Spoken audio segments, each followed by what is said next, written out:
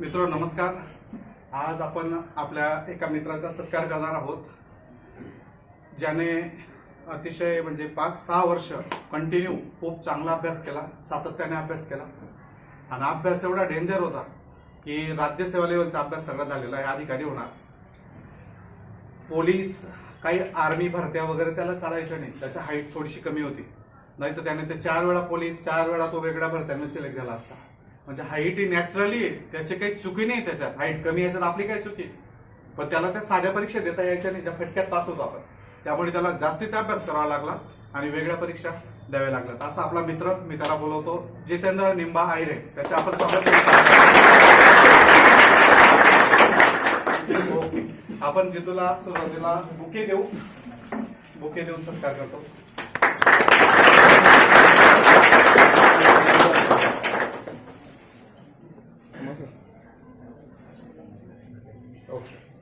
आणि ज्या गुलालसाठी आपला सगळा प्रयत्न चालू होता, तो गुलाल आणि थोडस काही नाही, एक पगार ना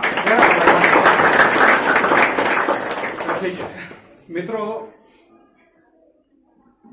याची स्पर्धा परीक्षेची सुरुवात 10वी-12वी झाल्यानंतर झाली होती। याला खरं म्हणजे स्पर्धा परीक्षा काय, जसं आपल्या असताना तसं काही माहित नव्हतं। एक प्रकारे आपण काय करतो, 11वी-10वी नंतर अशा लोकांना विचारतो पुढे काय करू, 12वी नंतर काय करू, मग वेगवेगळे कोर्स करतो, फार्मसी, MSc, इंजिनिअरिंग, आणि मग इकडे वळतो।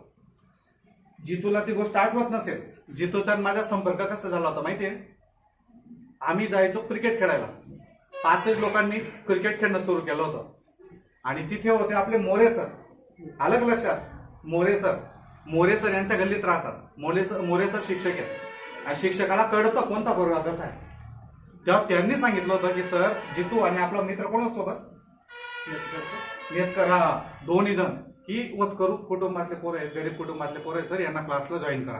अशी सुरुवात बरं स्टार्टला, त्या स्पर्धापेक्षा माहित नाही, त्याचं तेवढा अभ्यास नाही, पुस्तकही माहित नाही, आणि तेव्हा आमची भेट झाली होती, टर्निंग पॉईंट होतो खरा। मग तेव्हापासून स्पर्धा परीक्षेत तुझी सुरुवात झाली असं वाटतं, बरोबर। तेव्हापासून तो असा अभ्यासाला लागला की थांबायचा काही प्रश्नच नाही। 1 वर्ष, 2 वर्ष, 3 वर्ष, 4 वर्ष, मध्ये लॉकडाऊन आला, कोरोना आला, तरी थांबला नाही, कंटिन्यू अभ्यास। जे पुस्तक माहित पडलं ते पुस्तक घ्यायचं, वाचायचं, माहित पडलं ते घ्यायचं, वाचायचं, हायलाइट करा, अंडरलाईन करा, डिस्कशन करा, चालू घडामोडीचे मासिक, दर महिन्याचं मासिक घ्या, वाचा। खूप मेहनत घेतलेली, जे त्याच्यासोबत ग्रुपला सगळेजण होते ते पण पास फेजमध्ये राहतात, सगळे चर्चासत्र करायचे, डिस्कशन करायचे। आणि नेहमीची एक गोष्ट, जसं जसं माणूस अभ्यास करतो शांत होत जातो, तसं त्याचं पण एक वैशिष्ट्य आहे, जो अभ्यास करता करता जास्त बोलायला लागतो ना, त्याचा अभ्यास हा निगेटिव्ह स्वरूपात चालतो, आणि जो अभ्यास करता करता शांत होतो म्हणजे तो योग्य दिशेने, असा निष्कर्ष काढलाय बरं का मी। अभ्यास करता करता म्हणून गुंगवतो, तसा जितू खूप संघर्ष केला त्याने। 5-6 वर्ष अभ्यास करणं गैर कठीण काम आहे, कारण आपण एखाद्या मित्राची वाट बघतो आणि 1-2 तास त्याचा मित्र आला नाही ना, एवढा संताप येतो, आपण घरी चालला जातो, जाऊ दे चालला ते कसं तुली 5-6 वर्ष टिकणे। आणि मी तुम्हाला सांगितलं सुरुवातीला काय, हाईट त्याची थोडीशी 1-2 इंच कमी पडते, त्यामुळे तो भरत्यांना नाही चालला, तर 4 वेळा पोलीस झाला असता ना, 4 वेळा भरत्यांना गेला असता, जास्त अभ्यास करावा लागला। तर पुढे क्लास 1 क्लास 2 अधिकारी होणार आहे, हे म्हणजे ना सध्याच्या काळात ते पांढऱ्या दगडावरची भगवी रेषा आहे, पासच होणार आहे, एक दिवस अधिकारी होणार आहे। पण आता तो उच्च न्यायालयात लिपिक म्हणून त्याची निवड झाली। आता हे पोस्ट पण खूप छान आहे, म्हणजे असं पद आहे उच्च न्यायालयात लिपिक, कोणाचा दबावचा संबंध नाही, कोणाचा फोन यायचा संबंध नाही, मोकळं काम करता येईल, ड्युटीच्या वेळेला जाणे, ड्युटीच्या वेळेला येणे, आणि उर्वरित वेळ फोन करायचा प्रश्न नाही, फुल अभ्यास करता येईल त्याला। आता बाकीचे मित्र CRF मध्ये, CRPF मध्ये झाले, पोलीस मध्ये झाले, त्यांना अवघड आहे, त्यांना 24 तास काही काम असतं एक प्रकारे। पण आता जितूला अभ्यासाला पुन्हा चांगलं संधी भेटेल, आणि आई वडिलांनी जो विश्वास टाकला होता 5-6 वर्ष, त्याचं फळ त्याने दिलं। एकदम साधी परिस्थिती, गरीब परिस्थिती म्हणजे काय, अरे अभ्यासिकेच्या महिनाभरला पैसे शोध, परीक्षेचे फॉर्म भरा, पैसे शोध, आणि या लोकांनी 1000 रुपयाचे चलन करून टाकले। साधी गोष्ट नाही, अभ्यास करणाऱ्या पोरांना माहिती आहे, 10-20 फॉर्म भरलेले असतात एक टाइमला, कोणते, आणि एवढा पैसा कुठून द्यायचा, परीक्षेला जाणे। मागे त्या आरोग्य सेवकची भरती झाली, पोरं नाशिकला, नागपूरला, पुण्याला 1000 सेंटरला, आणि परीक्षा रद्द। अरे बापरे, म्हणजे अशा संघर्षातून सगळं फेस करून जावं लागतं। त्याच्यामुळे ना आपण त्याचा सत्कार 4-5-8 दिवस लेट याच्यासाठी केला, पास झाल्यानंतर सगळे लोक भेटायला येतात आपल्याला, जे कधी आयुष्यात बोलत नाही ते बी भेटतात। मग मी सगळ्यात नंतर रिलॅक्स मध्ये सांगितलं त्याला की आपण रिलॅक्स भेटू, कारण आपण संघर्ष बघितलेला आहे, आपल्याला नुसतं सत्कार करणं भाग नाहीये, पण ते बघून जे वाटतं ना, थोडा अभिमान वाटतो, स्वाभिमान वाटतो, खूप कौतुक वाटतं। जसं जितू पास झाला तसं जवळपास 1000च्या वरती आपला आकडा गेलाय 2010 पासून। 1000च्या वरती पोरं पास झाले। आणि जेव्हा कोणतंही काम अडतं मला, तर मी त्यांना अभिमानाने जेव्हा कॉल लावतो ना, एक डिपार्टमेंट असं नाही आपल्या लोकांनी आहेत, प्रत्येक जिल्ह्यात आपले लोक आहेत, हक्काने हो हे काम आहे कसं आहे डायरेक्ट सांगतात ते, येते का लक्षात? तेव्हा वेगळा आनंद वाटतो, तो आपला हक्काचा माणूस आहे ना, येते लक्षात। त्याच्यामुळे तुमच्या सगळ्यांना त्याची भेट घालवण्याचा तो एक प्रसंग होता, त्याच्यावर थोडीशी प्रेरणा मिळते। म्हणजे आपल्याला अभ्यास करताना वाटतं की मीच गरीब आहे, मला संघर्ष, असं प्रत्येकाला वाटतं, पण तसं नाहीये। असे संघर्ष अनेक जणांना असतात, फक्त ते संघर्ष आपण बोलत गेलो आणि परिस्थिती सांगत गेलो तर हे पास होत नाही। त्याच्यावर मात करण्यासाठी फक्त अभ्यास हा एक पर्याय आहे, येते लक्षात? तर पुन्हा एकदा जितूचं टाळ्या वाजवू आपण। ओके। आणि जितूच्या आतापर्यंत अभ्यासच मी बघितला खूप, पण मी त्याचं काही बोलणं जास्त ऐकलेलं नाहीये। पण जितूला मी सांगतो की तुमच्यासाठी 2-5 मिनिटं जर तुला काही बोलता आलं तर तो ते सांग, जेणेकरून तुम्हाला ते लक्षात येईल। बोल। सर्वप्रथम सगळ्यांना माझे नमस्कार। जसं सरांनी सांगितलं की माझा स्वभाव खरंच इंट्रोवर्ट आहे, मी म्हणजे खूप कमी बोलतो आणि फक्त मित्रांमध्ये जास्त बोलण्याची सवय आहे मला। असं सार्वजनिक ठिकाणी किंवा असं लायब्ररीमध्ये लेक्चरमध्ये असं कधी बोलण्याची सवय नाही, पण आज यशस्वी झालो आहे आणि आज संधी भेटली तर मी 2 शब्द माझ्या परीने माझा प्रवास मांडण्याचा प्रयत्न करतो। नाही राहू दे माहिती काही टेन्शन नाही, त्याचे आवाज चांगला बस बोल बोल।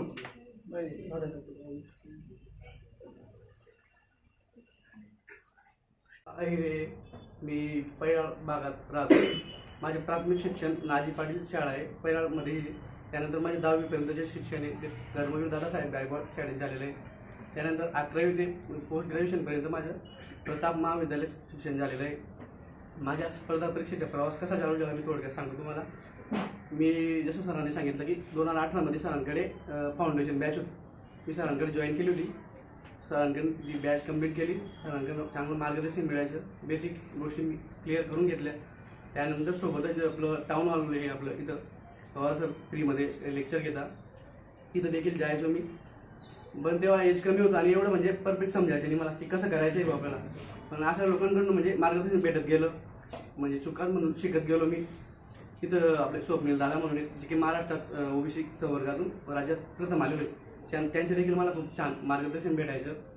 असं करत करत मी माझी पहिली एक्झाम दिली होती BMCची 2018मध्ये, तर मला काहीतरी 73 मार्क पडले होते आणि कट ऑफ जास्त लागला होता, काहीतरी 82 असं काहीतरी होता। पण मला वाटलं की भाऊ आपण आता 8-10 मार्कांनी राहतोय, मग आपण करू शकतो काहीतरी। मी अभ्यास एकदम चांगला करण्याचा प्रयत्न केला। त्यानंतर मी सेकंड एक्झाम दिली होती ऑर्डनन्स फॅक्टरीची एक्झाम दिली आणि मला त्याच्यात खूप चांगले मार्क आले होते। पण विषय असा होता की माझ्याकडे तेव्हा कास्ट सर्टिफिकेट नव्हतं, माझ्या ओबीसीमध्ये सिलेक्शन झालेलं होतं, पण माझं कास्ट सर्टिफिकेट नसल्यामुळे माझं ते ओपन एवढे मला मार्क नव्हते आणि मी तिथून वगळला गेलो होतो। मग तेव्हा माझ्या डोक्यात थोडीफार असं समजून घ्या की हवा गेलो की आपण सहज पास होतोय 1-2 वर्षात।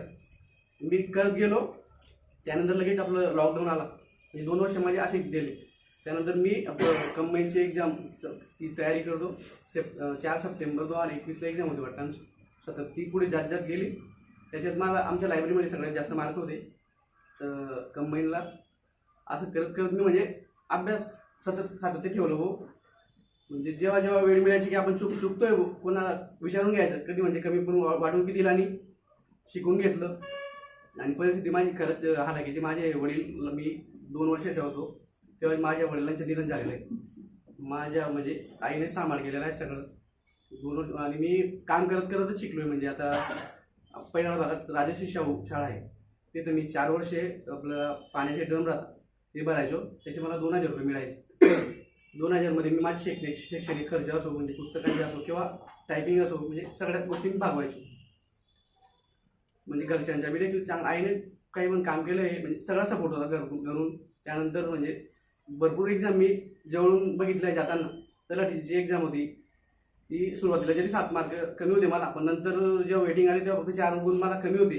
आणि ते माझ्या फक्त म्हणजे तलाठीच्या मी अभ्यास केला नव्हता बरं कधी, एक्झाम दिली फक्त 4 गुणांनी माझी राहिली होती। मी जर अभ्यास केला असता तर खरंच मी आज तलाठी झालो असतो। त्यानंतर मी लेखापालची दिली होती तर मी काही गुणांनी गेलो होतो।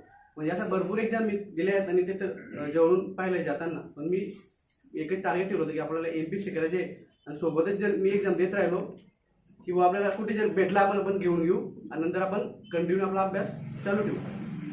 अशीच मग आमची 17 डिसेंबरला मेस होती. त्याच्या आधी गेली होती मी एक ग्रुपची. आम्ही इथं आपल्या सरांच्या लायब्ररीमध्ये अभ्यास करायचो, डिस्कशन वगैरे करायचो. सरांनी मी बघितलं मला अभ्यास करताना एकदम चांगला अभ्यास करायचो. मी सकाळी 7ला यायचो, संध्याकाळी 7-8 वाजेपर्यंत मी अभ्यास करायचो. तर मी त्या एक्झामसाठी खूप म्हणजे जबरदस्त मेहनत घेतली होती. पण असं झालं मी एकदम एक्स्ट्रा प्रेशर घेतलं. म्हणजे कुठली बी एक्झामला खरंच जास्त प्रेशर घ्यायला नको पाहिजे माणूस, नाही तर आपला परफॉर्मन्स चुकून बॅड पडतो आणि त्याच्याने आपलं नुकसान होतं. तसंच मला त्या 17 डिसेंबरच्या एक्झामने म्हणजे उदाहरण येते. तिथं मला काहीतरी फक्त 100 मार्क पडले आणि आमचं काहीतरी 103 काहीतरी कट ऑफ लागला होता. तिथून देखील मी बाहेर पडलो आणि माझ्या जवळपास आम्ही 4-5 म्हणजे जण डिस्कशन करायचो. सगळे मुलं पास झाले आणि आम्ही सोबतच आमच्या सारखाच अभ्यास होता. पण आता कुठेतरी नशीब किंवा आपण एखादी चूक म्हणजे तिथं 26 अटेम्प्ट करण्याचे राहून गेले होते. मी खोटवणी करून अजून सुद्धा माझ्याकडे आन्सर की आहे. मी ते नुसतं गोल बी भरले असते ना 26 तरी माझे सिलेक्शन झालं असतं. म्हणजे 10 सहज MPSCच्या विद्यार्थ्याचे लॉजिक लावून 10 बरोबर येतात, हे सिलेक्शन माझे झालं असतं. पण त्यानंतर मी फेल झालो. सगळे मुलं माझे मित्र पास झाले. मी एकदम खचून गेलेलो होतो. सरांना देखील मी मेसेज केला होता. सरांनी मला सांगितलं की तू भेट म्हणे, आपण बोलू म्हणे या विषयावर. मी एकदम म्हणजे निगेटिव्ह झालो होतो. त्यानंतर मी 18 डिसेंबर होती. 18 डिसेंबर कोर्टाची भरतीची फॉर्म भरायची शेवटची तारीख होती, बरोबर. मी एक्झाम देऊन दुसऱ्या दिवशी मी माझ्याकडे MSc सर्टिफिकेट पण होतं. मी कॉलेजला गेलो, घेतलं, तो फॉर्म भरला. साईड जाम चालू होती पण देवाकृपेने भरला गेला आणि त्याची एक्झाम होती काहीतरी 5 फेब्रुवारी 2024ला. आणि आपल्या इथं साहित्य संमेलन चालू होतं तेव्हा 4 फेब्रुवारीपर्यंत होता आहे, 2 ते 4 काहीतरी. आम्ही साहित्य संमेलनमध्येच गेलो होतो. मी, दानेश, रोहित असं आम्ही मित्र अभ्यास करतो. आमचा सहज विषय होता की उद्या एक्झाम आहे, आपण जायचं की नाही जायचं. मी बोललो त्यांना माझ्या सर विषयावर एवढा विश्वास नाही, म्हटलं कधी फ्रॉड होतो असं मला वाटतं. म्हटलं ते बोलले की आपण फक्त जाऊन येऊ म्हणे एक्झामला, जे होईल ते आपल्या हातात तर काही नाही, पण जवळच्या थोड्या एक्झाम आहे. आम्ही गेलो आणि असं झालं की आंबण्यामध्ये कुणाला मार्क होते एवढे मला मार्क पडून गेले त्या एक्झामला. हे जे आपण माझं सिलेक्शन झालं त्या एक्झाममध्ये. मग त्यानंतर मी विचार केला की आपल्याकडे संधी आहे हो. तर मी तेव्हा MPSC क्लर्कची बी टायपिंग करत होतो. सोबतच मी जिल्हा न्यायालय लिपिकची बी टायपिंग करत गेलो आणि मंत्रालय क्लर्कचा निकाल लागला 16 मेला. मी निगेटिव्ह झालो. पण मी विचार केला की आपल्याकडे दुसरा ऑप्शन आहे. म्हटलं आपण टायपिंग जर चांगली केली त्याच्यानंतर इंटरव्ह्यू राहतो, ते जर चांगलं आपण केलं तर आपल्याला नोकरी मिळण्याचे चान्सेस जास्त आहेत, कारण की आपला स्कोर जास्त आहे. रँक माझी चांगली होती खूप. मग मी टायपिंग खूप चांगलं केली. पण असं झालं की 19 मेला परत कोर्टाच्या भरतीवर स्टे आला. म्हणजे पूर्ण मला असं वाटायला लागलं की आपल्याला शिपाई सरकारी नोकरीसाठी नाही हो. म्हणजे आपल्याला नोकरी लागते का नाही लागते असं मला भीती वाटायला लागली, फ्युचरविषयी चिंता वाटायला लागली. म्हणजे पूर्ण निगेटिव्ह 2-3 महिने मी म्हणजे अभ्यासात माझं मन लागायचं आणि मी जळगावला देखील चालला गेलो होतो अभ्यासासाठी. पण तिथून परत आलो म्हणजे पूर्ण निगेटिव्ह झालेलो होतो. पण परत जुलै महिन्यात स्टे उठला. त्यानंतर 26 जुलैला आमचा रिझल्ट लागला याच्या पेपरच्या. त्याच्यात मी चांगल्या गुणांनी पास झालो. त्यानंतर मग टायपिंगची प्रॅक्टिस एकदम जबरदस्त केली. मी अभ्यास पूर्णतः बंद करून टाकला. 8-8 घंटे मी डायरेक्ट टायपिंगच करायचो, काहीच करायचो मी. आपलं सतीश दादा वरती अभ्यास करतात, पोलीस आहेत ते, जळगाव पोलीस. त्यांनी मला त्यांचे 9च्या 9 लॅपटॉप होतं 50-60 हजाराचं एक नवीन घेतलेलं. त्यांनी मला दुसऱ्या दिवशी दिलं की तू घे, फक्त सराव कर आणि तू फक्त नोकरी लागायला पाहिजे अशी माझी इच्छा आहे म्हणे. तर मी खूप जबरदस्त प्रॅक्टिस केली.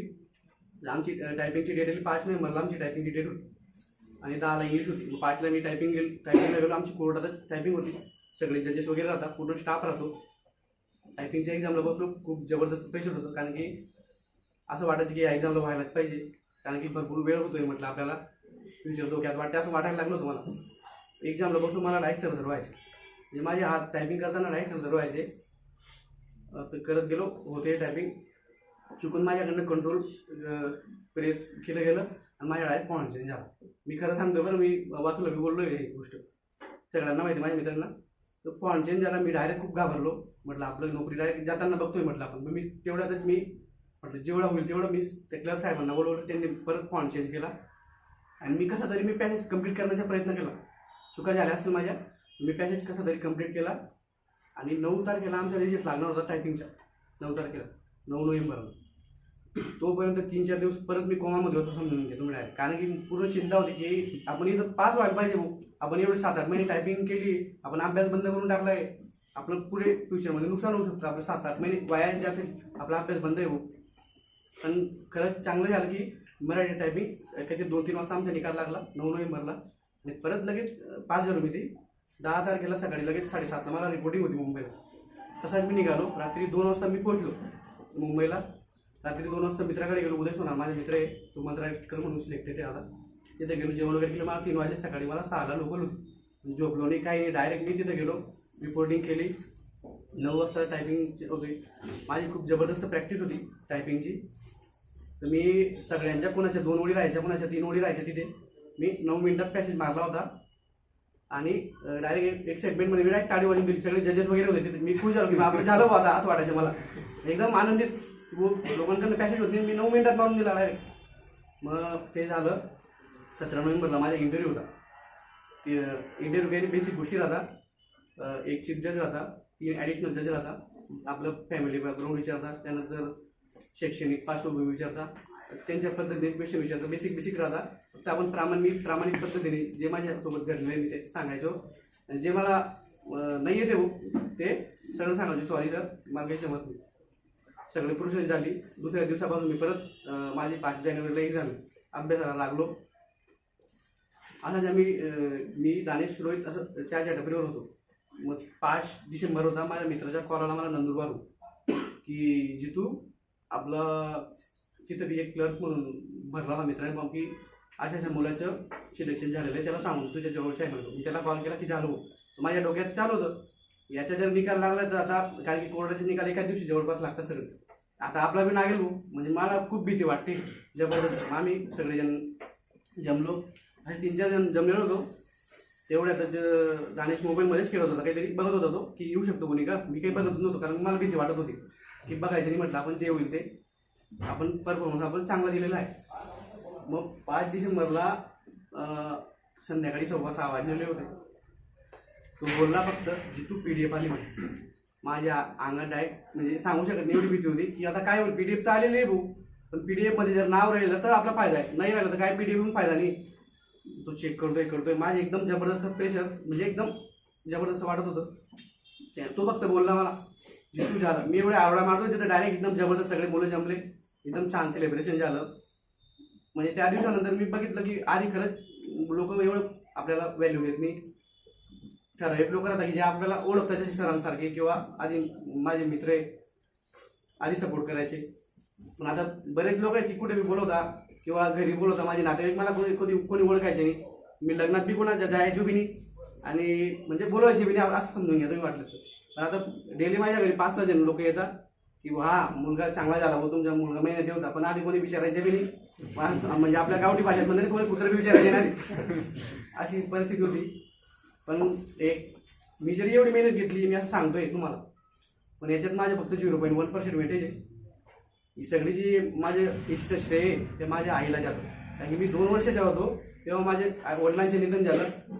दुसरी आई म्हणजे महिला राहिली असते, चुकून 10वी-12वी नंतर कामाला लावून दिलं असतं, परमानंट तेच केलं असतं. तसं माझ्या आईने कधी केलं नाही. तिने सातत्याने स्वतः परिश्रम घेतले. माझ्या आईने प्रत्येक काम केलं, शेतीचं असो काही असो. माझ्या आई अक्षरशः लग्नात सकाळी 7 वाजता जायचे, रात्री 12 वाजता यायचे. पण मला काय वाटायचे ते की हो आपण 24-25 वर्षाचा मुलगा आहे आणि आईला असं कुठे पाठवणं चुकीचं आहे. तर मला खरं वाटायचं. मी आईला सांगितलं तू काही जाऊ नको. मी हे ड्रायव्हर त्याला बालाजी ऑइल मिल म्हणून बघितले असेल बऱ्याच जणांनी. शेतात येते डायरेक्ट वॉचमॅन म्हणून मी लागून गेलो. जे होईल ते नोकरी लागेल नाही लागेल पुढचा विषय, पण आपल्याकडनं काही बघितलं जाणार रे बॉस. मी तिथं कामाला लागलो, नाईटला कामाला लागलो मी वॉचमॅन म्हणून. संध्याकाळी 8ला जायचो मी, सकाळी 8ला यायचो. आणि दिवसाला जेवढा वेळ मला भेटायचा तेवढा मी अभ्यास करायचा प्रयत्न करायचो. अभ्यासात मी खंड पाडतच नव्हतो. असंच म्हणजे मी सांगितलं की जसं माझ्या आईचंच श्रेय म्हणजे सगळं. आणि सोबतच मला मित्रांचा खूप सपोर्ट होता, जसं की अमोल मोरे, नितीन मोरे, त्यानंतर गोपाल घाटे म्हणून तिकडे तिघं ते IT मध्ये कामाला आहे. त्यांनी म्हणजे आर्थिक खूप सपोर्ट दिला, मानसिक बी सपोर्ट दिला. त्याचसोबत म्हणजे ज्या ठिकाणी आपण अभ्यास करतो तिथं मित्र देखील चांगलं राहणं गरजेचं राहतं. सोबतच मला जसं ज्या प्रसंगावर गरज पडली मित्रांनी चांगला सपोर्ट दिला. आणि मी देखील प्रामाणिकपणे चुकीच्या कामात कधी अडकलो नाही आणि आपल्या प्रयत्न चालू ठेवले. अपयश भरपूर आलं, पण माहिती होतं कधीतरी एक दिवस आपला येईल भाऊ, तेव्हा आपण यशस्वी होऊ आणि सिद्ध होईल. एवढं माझा प्रवास आहे. मी इथं तर थांबणार नाही. जसं सरांनी सांगितलं की पुढे मी अभ्यास 100% चालू ठेवणार. माझी ड्रीम पोस्ट नाहीये, पण एक घरासाठी आर्थिक सपोर्ट पाठबळ मिळालं एवढं माझ्यासाठी खूप आहे. मी नंतर STI जरी झालो, ASU जरी झालो तरी मला तेवढा आनंद होणार नाही. कारण की आज जी माझी कंडिशन होती, मी शिपाई जरी झाला असतो तो आनंद वेगळा राहतो. आणि नंतर जे आपल्याला कुठलंही मोठं पद भेटलं तो काही मान्य करत म्हणजे हे फरक पडत नाही त्याच्यावर. अशा म्हणजे माझ्या प्रवासी थोडक्यात मांडण्याचा प्रयत्न केला. थँक्यू.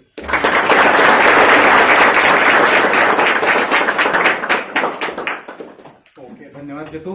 तर मित्र बघा, अशा फेजमधून गेलेला त्याने ते थोडक्यात सांगायचा प्रयत्न केला.